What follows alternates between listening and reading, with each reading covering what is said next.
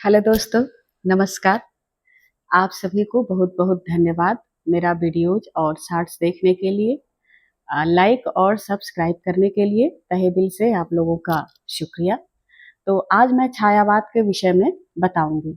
हिंदी साहित्य का सबसे महत्वपूर्ण काल जो था वह छायावाद का काल था और इसके प्रमुख 4 स्तंभ माने गए हैं। जयशंकर प्रसाद जी, सुमित्रानंदन पंत जी, सूर्यकांत त्रिपाठी निराला जी और महादेवी वर्मा जी। छायावाद का उल्लेख 1920 ईस्वी के आसपास मिलने लगा था। शुक्ल जी इसका समय 1918 ईस्वी से मानते हैं और शुक्ल जी का ये मानना था कि जो छायावाद की कविताएं हैं वह रविंद्रनाथ टैगोर की कविताओं से प्रभावित हैं और शुक्ल जी इसका संबंध ईसाई संतों के फैंटिस माटा शब्द से मानते हैं। वाजपेयी जी छायावाद का संबंध युगबोध से जोड़ते हैं और डॉक्टर नगेंद्र जी स्थूल के प्रति सूक्ष्म का विद्रोह मानते हैं और डॉक्टर नामवर सिंह जी कई काव्य प्रवृत्तियों का सामूहिक संग्रह छायावाद को मानते हैं। छायावाद की प्रमुख विशेषताएं। छायावाद भारतीय साहित्य में पाश्चात्य रोमांटिक आंदोलन के समकालीन था। शुक्ल जी इसका आरंभ 1918 से लेकर 1930 के लगभग मानते हैं। व्यक्तिवाद की प्रधानता।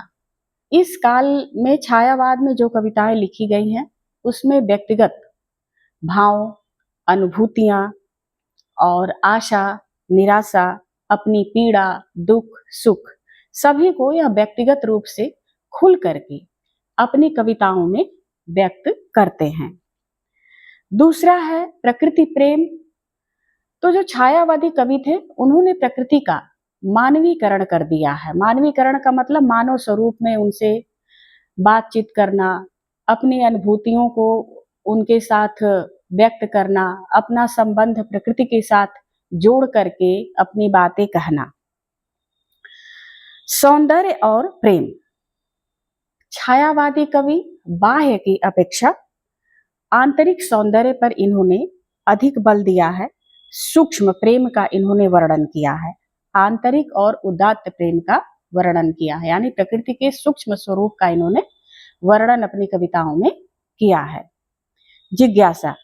छायावादी कवि जिज्ञासु रहे हैं, अर्थात इनकी कविताओं में यह किसी न किसी रहस्यवादी चेतना अर्थात ईश्वर या प्रकृति से प्रश्न पूछते रहते हैं।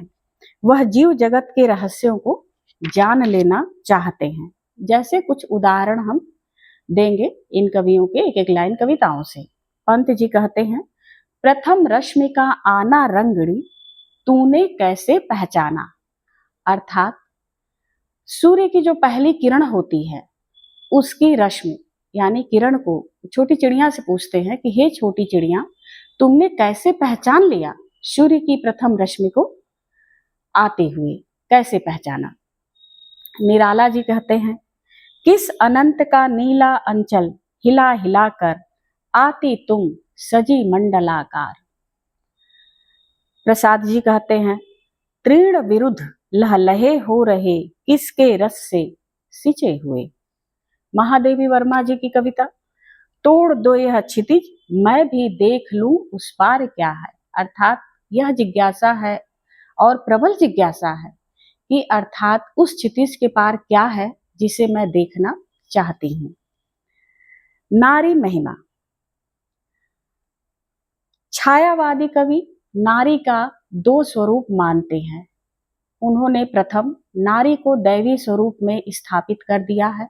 दूसरा स्वरूप उनका दैहिक है जिसे अनादिकाल से पुरुष देखते आए हैं, परंतु छायावाद ने नारी को स्वप्निल और देवी बना दिया जो पूरी तरह पहचान में नहीं आ रही है।